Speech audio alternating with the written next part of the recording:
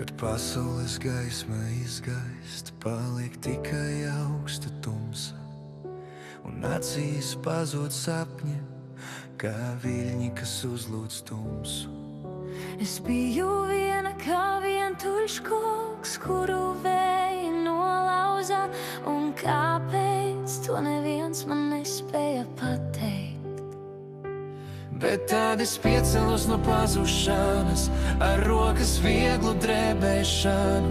Es atkal satvēru cerību.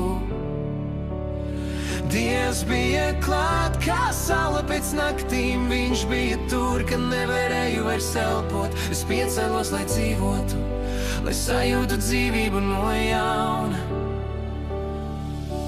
Bērnu nama siena spēlēkās, kā pelnīt, tad sasaras, kur sirdī apēd tukšums, un nebija vietas mīlestībai.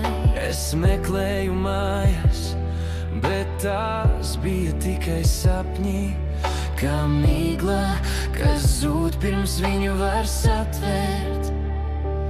Bet tad es piecelos no pazušanas, ar rokas vieglu drebēšanu. Es atkal satvēru cerību. Dievs bija klāt kā saule pēc naktīm, viņš bija tur, kad nevarēju vairs elpot. Es piecelos, lai dzīvotu, lai sajūtu dzīvību no jauna.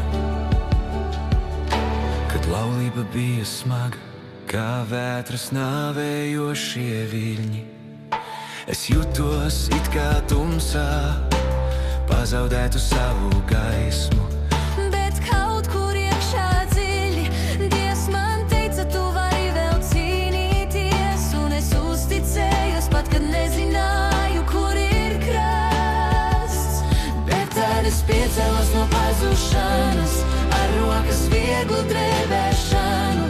Es atkal satvēru cerību. Dievs bija klāt kā saule pēc naktīm, viņš bija tur, kad nevarēju vairs elpot. Es piecelos, lai dzīvotu, lai sajūtu dzīvu no jauna.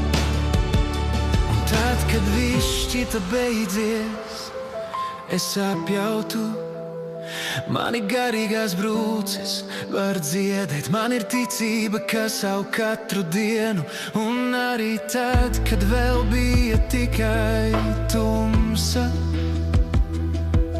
es zināju, ka esmu dzīva. Bet tad es piecelos no pazušanas, ar rokas vieglu drebēšanu. Es atkal satvēru cerību. Dievs bija klāt kā saule pēc naktīm, viņš bija tur, kad nevarēju vairs elpot. Es piecelos, lai dzīvotu, lai sajūtu dzīvi no jauna. Tumšās un gaismas ceļš tumsā ir gaisma, kas gaida, lai spīdētu. Un tāpēc